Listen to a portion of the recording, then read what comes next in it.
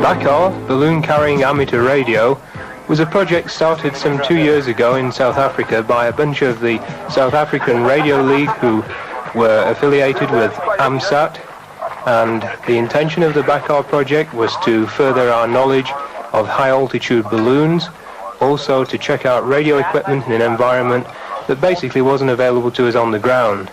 At that time we were looking forward to perhaps participating in one of the satellite projects, and this was to be our groundwork in getting equipment together, getting the people together, and also having a lot of fun, which was probably most of what the actual BACAR flights were about.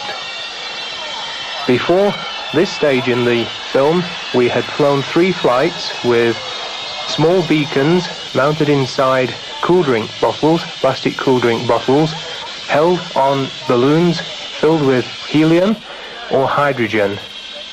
This particular flight was taking place after we'd done 3 successive flights, all with very good results, all carrying simple radio equipment. This particular flight, the intention of it was to carry a translator package, complete with RTTY operating 45 board on the 2-meter band, a recovery beacon which was temperature controlled to give us a signal on the way down to be able to find the package in case the main translator signal was inaudible. As we've had a lot of problems previously with wind, this one we decided to launch very early in the morning and started to get everything together roughly 5 a.m. on one fairly warm, or what appeared to be warm, Saturday morning. We got the balloons together. In this case we were flying several balloons to hold a package which weighed in the order of some 6 or 7 kilograms. The hydrogen-filled balloons that we used in this particular launch were to be connected together to a release mechanism and a parachute to allow safe descent. The package itself was to hang below it. Our release receiver was a separate unit operating on a UHF band, controlled a small radio-controlled servo mechanism to actually release the parachute from the balloons. This was to be checked out fully later in the day, but not quite at the time we'd expected. We set up on the ground equipment to monitor the radio packages on board. Here we're setting up a 70 centimeter aerial and communications link to check on 70 centimeter downlink signals, which was the output frequency from the translator. The translator had a 2-meter input, 70 SEMS output running roughly 300 milliwatts of RF. We'd also built up on the previous flights a fair amount of knowledge on what was required for direction finding equipment, and in fact had bought from the States one of the Doppler Systems VHF receiver kits, which we have used to a great extent and also with great accuracy on all of the BACAR flights. We also tracked the package optically, and on most of the occasions we found that we had cloud cover which gave us very poor results, but we have managed on a couple of the flights to be able to track it for an extremely long way. We were connecting together 2 separate packages, one which had on it a beacon, the second one with the actual translator and RTTY telemetry. 4 balloons inflated and ready to go. We asked for ATC permission, and there are the guys holding the actual package, straining on the balloons, and as always the wind is blowing, and it always seems to blow just that little bit stronger when we're ready to go.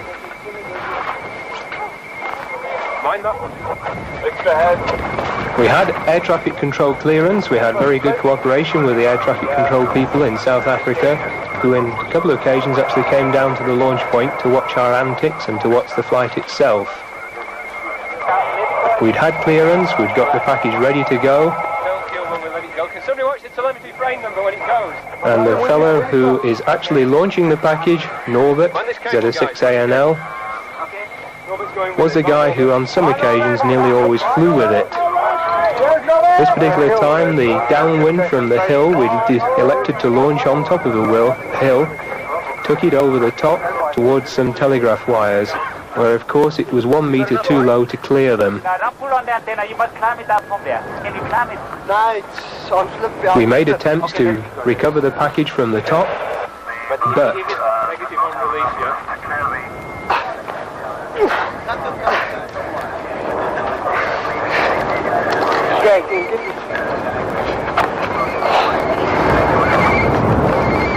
just as the package was about to go over the top, the strain on the straps holding it to the actual balloons and the parachute, which is now open because of the wind pressure on it, was too great. Okay, let it go. Well, BACAR was airborne. This package now consisted of 4 balloons with tremendous amount of lift, a release mechanism with a release servo, etc., and a small recovery beacon mounted in a package below. At this point in the flight, we decided to abort it. We checked out the recovery and the release mechanism, which allowed the parachute to come down not very far from where we actually launched from. Our direction finding teams got there, found the package with the beacon itself operating successfully, and of course when we got to that site, the wind was very calm indeed.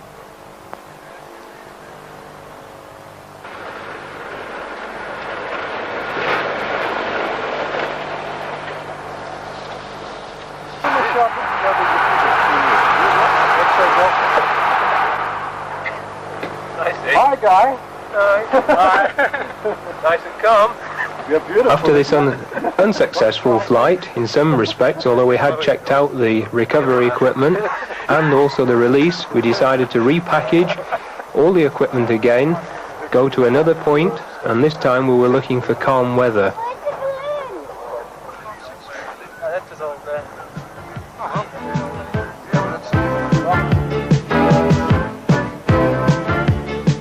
Lanseria Airport was an airport just on the outskirts of Johannesburg, used for a lot of light plane traffic.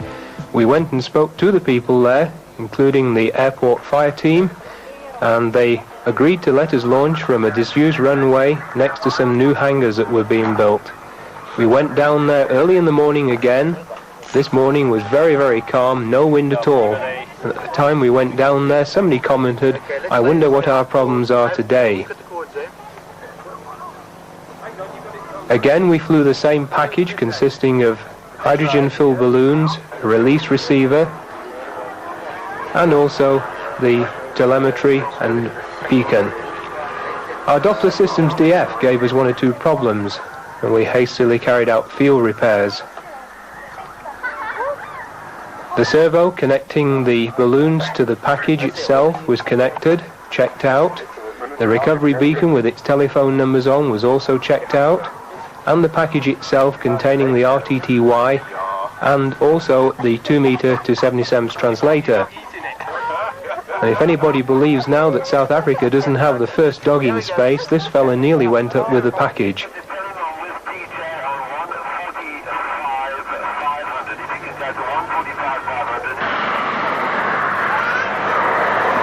The actual lift on the balloons is checked by a very simple method. That simple method is a plastic bag with some weights in, equivalent to the amount of lift we needed from each balloon.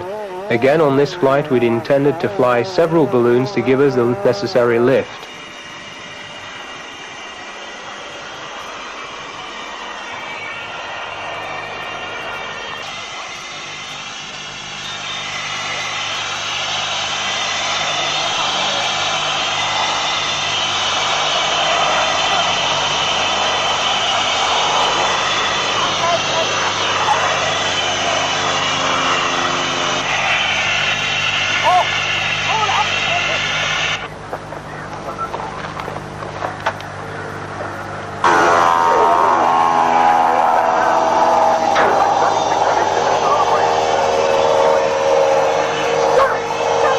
This particular day at Lanseria was very calm. The package itself was put together without any problems. The balloons were filled to a certain point.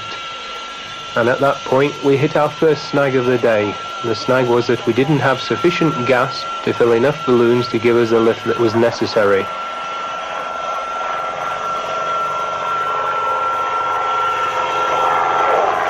Our practice of filling the balloons and connecting to the package is quite simple. We get the balloons inflated, tie them individually to the release mechanism, and that in turn is tied to the package itself and the parachutes to give us the capability to release the actual balloons and to let the package drop. At this point in time we'd got several balloons filled, 3 of them in fact, with sufficient lift we thought to be able to take the package up. This is the first time I think that we've seen clear skies and dead calm conditions for one of our BACAR launchers. At the point that we got the recovery beacon and the package almost airborne, we discovered that there was sufficient lift to keep the package in equilibrium but not to give us some positive lift.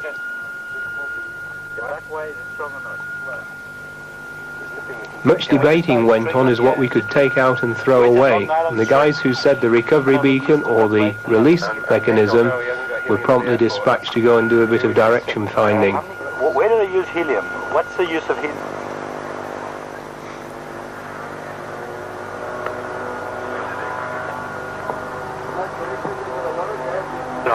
For the chromatographs and stuff, Plenty of enquiries were made, and we even tried to fly some gas in via one of the local Spitfires. Today just happened to be Battle of Britain Day, and the Spitfire had been performing at one of the local air shows and giving a flypass. We're not sure whether the victory roll was in aid of BACAR or not. We managed to locate some gas. One of the local radio guys brought it in to us, special delivery right up to the runway where we were ready to launch again, had we got that gas. By this time it was fairly late in the morning. We'd always intended to launch early in order to give us a long recovery time, but this time it was around 11 AM when the package itself was finally put together and ready for launch. The last balloon was inflated to give us a lift, and again this is where we hit the snags. Still a beautiful calm day, but the problem with that balloon, we didn't realize it at the time, there was a very small hole in it which allowed the gas to escape.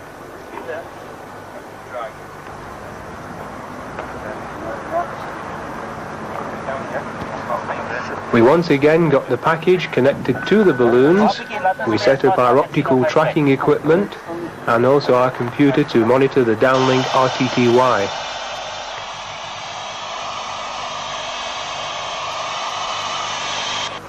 How far do you want this one up, Norbert?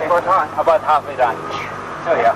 The RTTY was operating at 45 baud on a frequency in the 2 meter band, and many stations around Johannesburg area, in fact within something like 250 kilometers, copied tremendous amounts of data from the flight, presented it was with rolls of paper with that information on it. These are all joined together. It's a matter of getting them to go up in the straight line high enough to clear anything as they lift off.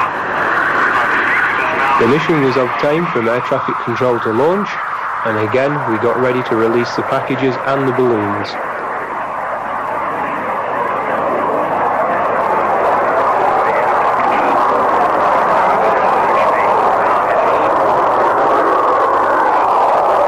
Again, Norbert launches the package. This time it's got positive lift and takes off.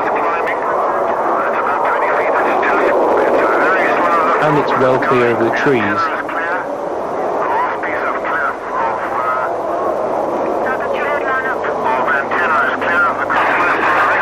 The package started climbing reasonably rapidly at the beginning of the flight as we watched through our optical tracking equipment and also checked telemetry on the RTTY downlink.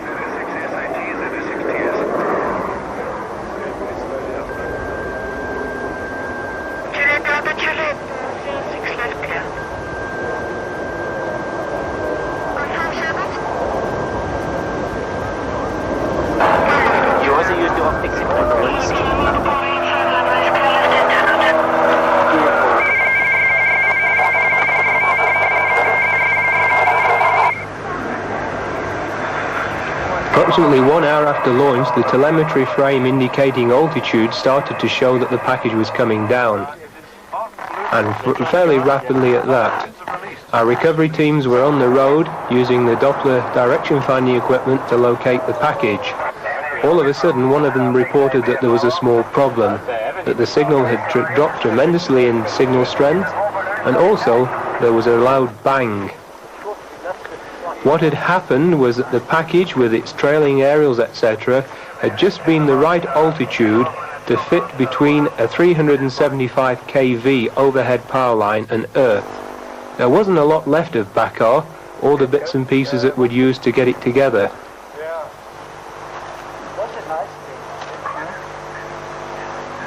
Surprisingly enough, the beacon operating on the 2-meter band, which had its aerial completely vaporized by the power line, was still operational, and when we got close to it we could hear the signals. Look at the wire! Not very much.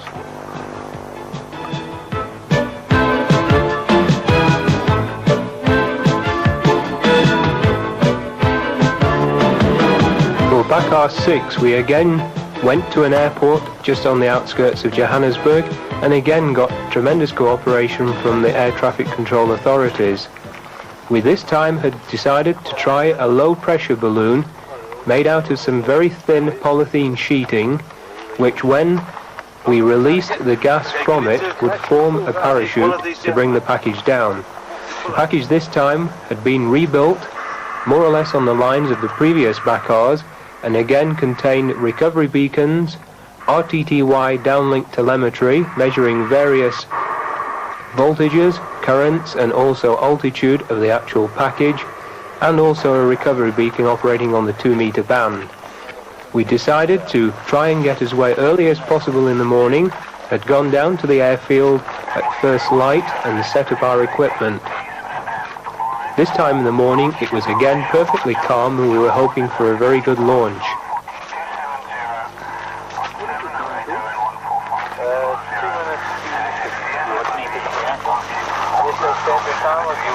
The balloon on the ground was in the order of 15 meters long by around about 5 meters across. Would take a fair amount of gas to lift it, but on the way up there we are hoping that the heating effect of the sun would give us the additional lift required to take it to around 120,000 feet above sea level. Lots of arrangements were made this time to be able to fill and control the various tasks on the ground automatically. We had made up remote solenoid operated valves for devices such as releasing the balloon or allowing the gas into the balloon. We'd set up on a small table not far from the actual balloon equipment consisting of the RTTY computer, of also a remote sequencer which would go through various channels of telemetry, check the results of them, decide how much gas was necessary and whether the actual package could be released depending on the lift required.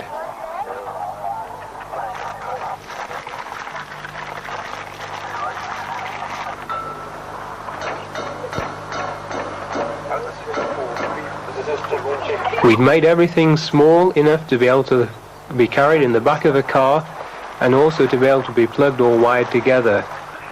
We decided to use cross-dipoles antennas on the top of the balloon package to connect the RF information back down to the receiver and also to act as the release receiver's aerial. We'd built up small release mechanisms operated by electric motors and solenoids to release the tether on the side of the balloons when there was sufficient lift as measured by a very simple strain gauge. Tell you when the situation changes. You know, it dropped very slightly, but it didn't go off. To conserve the onboard power inside the package, we'd wired up an external power source, which again was released by a very heavy servo mechanism underneath. The servo mechanism was an actual fact a starter solenoid off a car engine. We've got to pull the whole thing to pieces in a minute.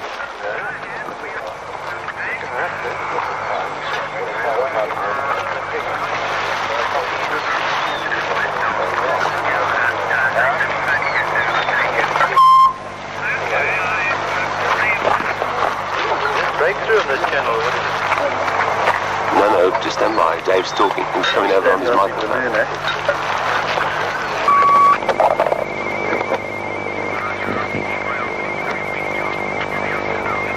Yeah, well,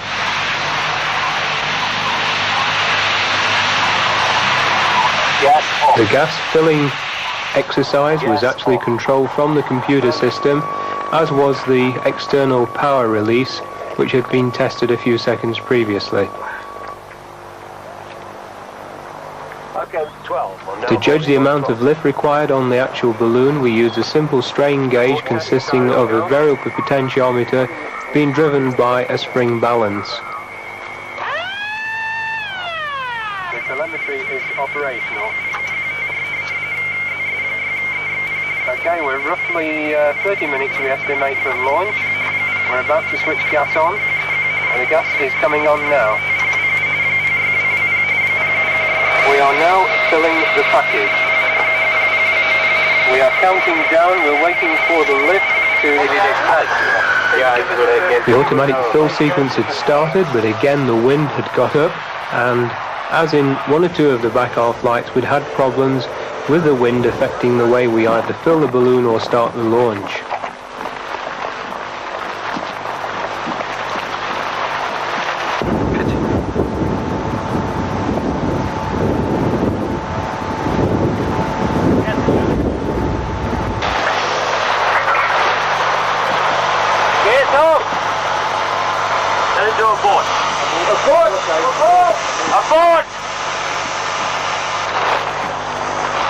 Due to the wind conditions, we decided to abort the launch, and perhaps looking at the flight package, we'd made the right decision. Where the hell's the module? Hang on. This was, after all, an experimental flight of BACAR. We decided that the next one, we would launch that little bit earlier in the morning, and we would go for calm conditions.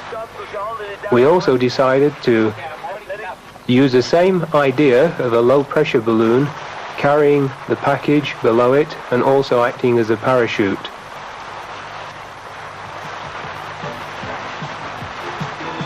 For this flight we required a little more space, and we got up just that little bit earlier in the morning.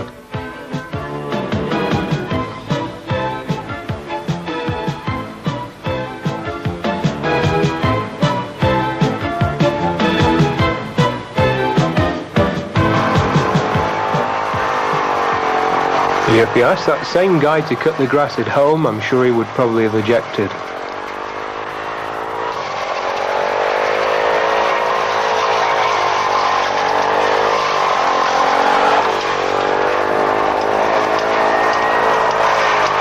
Right, just hook it onto this one island. Right, I've had it then. We were using a low pressure balloon again, carrying the same flight package which was rebuilt for the previous BACAR, set up our control centre in a portable caravan at the end of the small disused runway next to Grand Central Airport. And again we had tremendous cooperation from the people involved with air traffic control, also the gas suppliers who have been very helpful throughout the BACAR project. What do you want to say? Around about south? No, a bit nearer.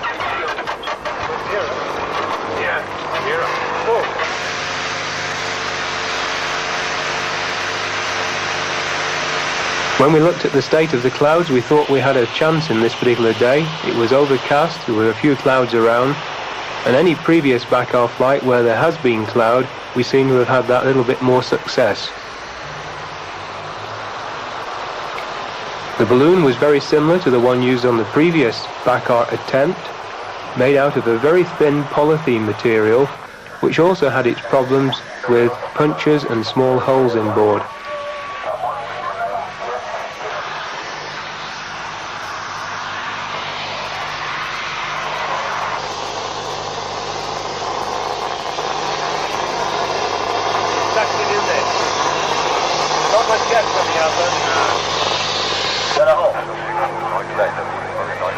Again, we had what was to be a BACAR problem on a number of flights, and that was lack of gas.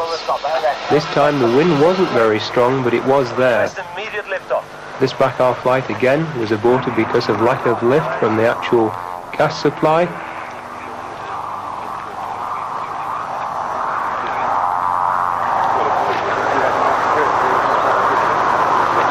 Now, let's go. If we go now, we're up. And also problems with the balloon.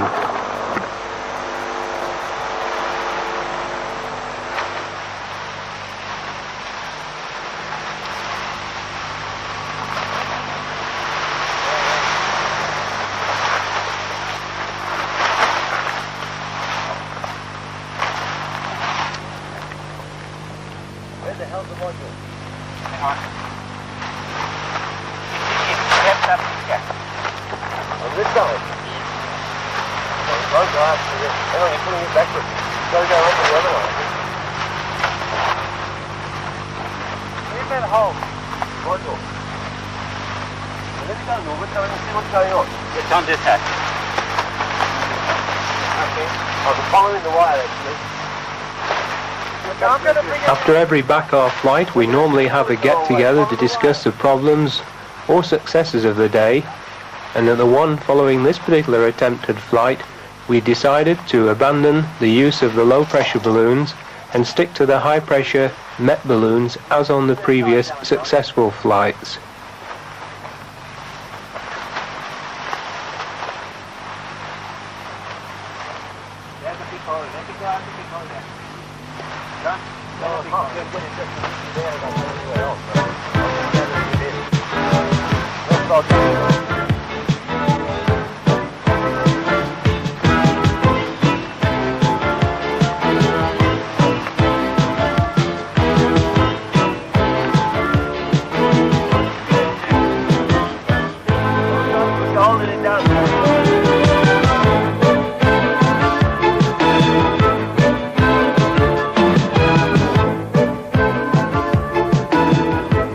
BACAR 8, again launched from Grand Central Airport near Johannesburg, was this time to carry a similar package to the previous BACARs, but lifted by high-pressure Met balloons. We started off very early in the morning again. Roughly 4:30 was the start of the actual preparations for the BACAR flight, and the first problem we had was that our command receiver was not working properly and wouldn't release the actual balloons from the package itself. A little bit of work at 4:30 in the morning, got this sorted out and ready to go.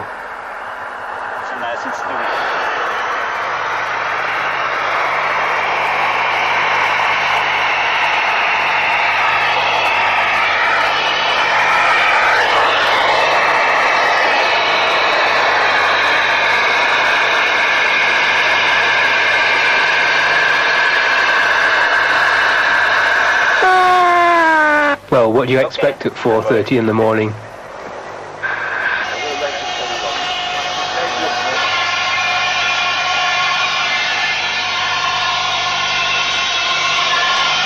Again, the lift on the balloons was checked by our very famous plastic bag with, I'm not sure what's inside it, maybe it's just a disused 2-meter rig.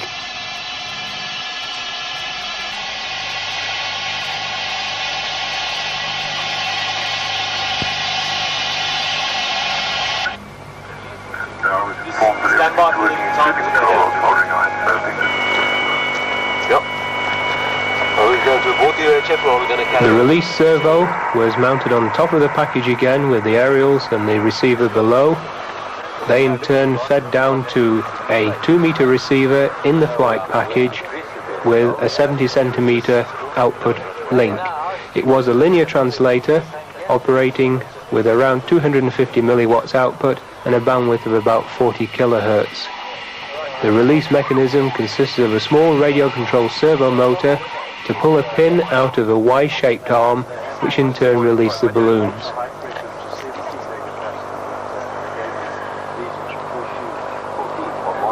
This particular package, we decided to use 3 balloons to give us sufficient lift to get off the ground.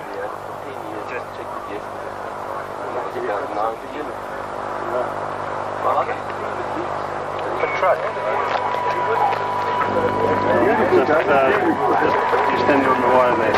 Okay. So put a piece of paper. No, very big. No, but then the string is rope. The string is much worse. Then the string is going to rope. Just before releasing it in our contact message, I have already contacted them and they said, okay, The point about this right now.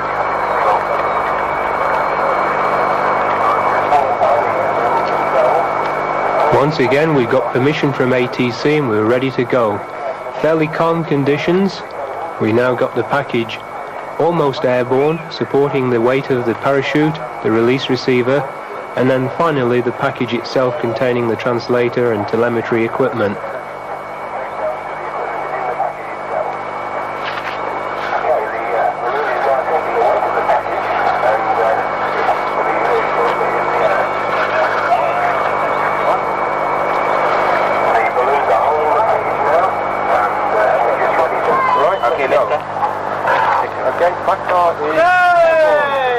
BACAR 8 was airborne, very successfully as well, and also a fairly clear sky.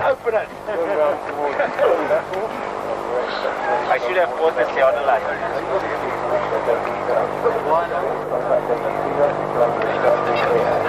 Of course, after several problems like this, we had to celebrate in some unusual way. Come on, this is... Get up too early. Wrong! Don't be over the I know you're saying about it. I'm trying to take a picture.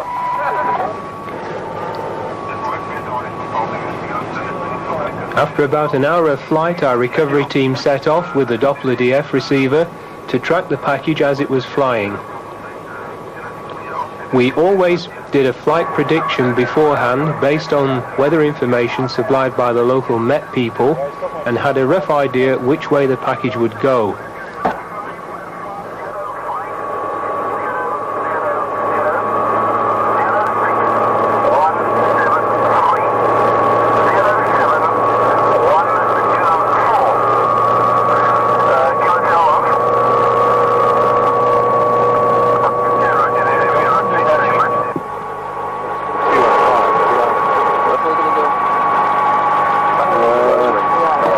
It's in the background.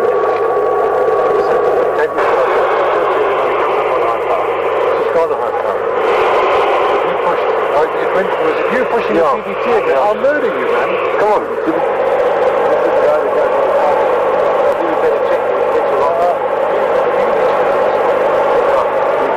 What's that white thing on top of that edge there? I don't know, it's about to ring my binocs. That's it, I'm sure. It must be over there. Yeah. Down the corner. Let's go. Down this corner.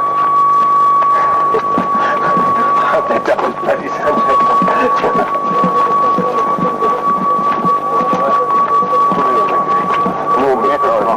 My method's on. Watch me hook this thing in the box. It's strangle me and strangle. There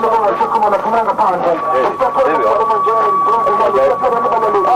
It's already uncovered. Right.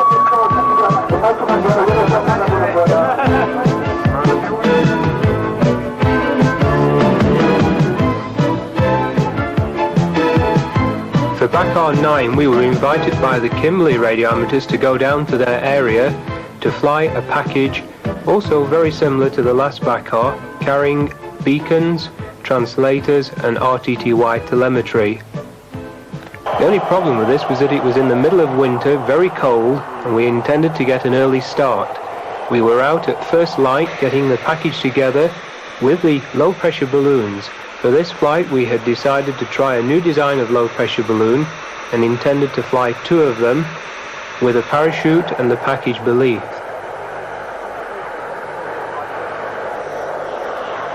The balloons were filled and connected together to the equipment by the light of car headlights.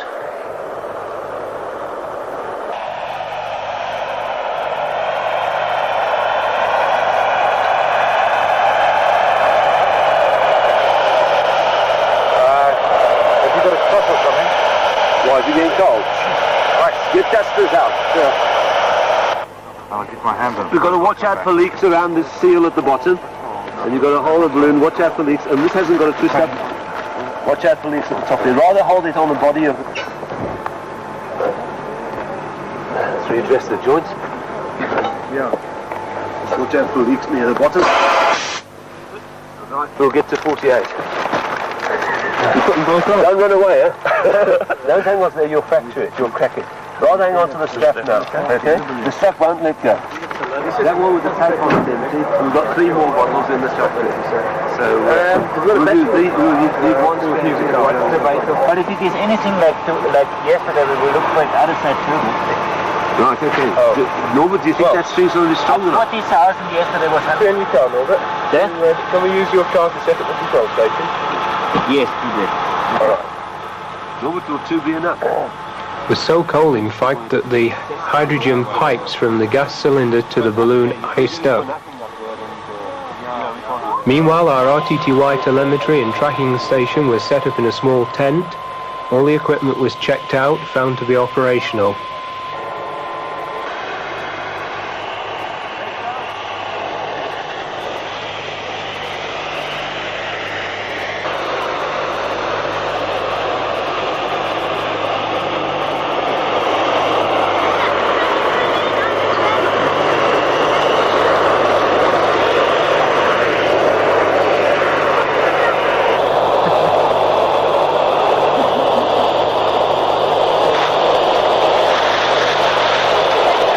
The balloons were carefully inspected for any possible leaks. Everything was declared to be fit and ready to fly. The package, the parachute, and the balloons were all connected together.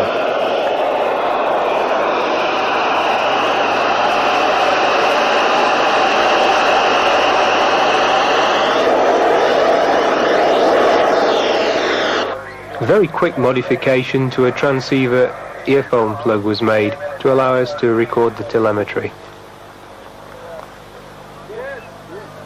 The first DF team was getting in position with its aerial set to the correct north bearing to allow us to give us directions from the launch point. Yes. Well, it's up to date. Right. It's up to date, we're all ready to go. What? Buddy? How are you? Geoff. I think we just moved it into there. So I'll pull the balloon down and you can do your... Well, there's a light. That's not good enough. Anyway, I checked it's about 6 kilos or so. Signals from the previous BACAR flights had been heard at distances of over 500 kilometers from the launch point. We expected that this one also would give good results and hoped that flying from the center of South Africa would give stations in the Cape Town and Johannesburg areas some opportunity to work through the translator.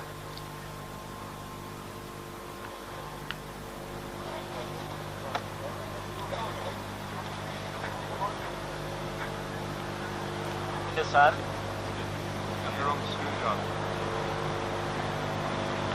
I'll give one home, I'll tilt it now, but I've got a balloon in my hand. You won't be able to hold it, Dad. Don't give Daddy's toolbox, at the double. At the boot. At the boot. Don't trip over the parachute.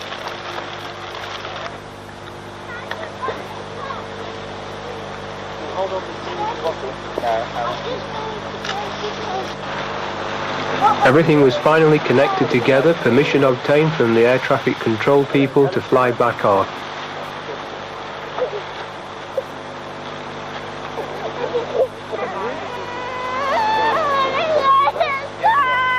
Well, I'm picking up the kids squealing. The package was airborne and it was climbing at a very high rate.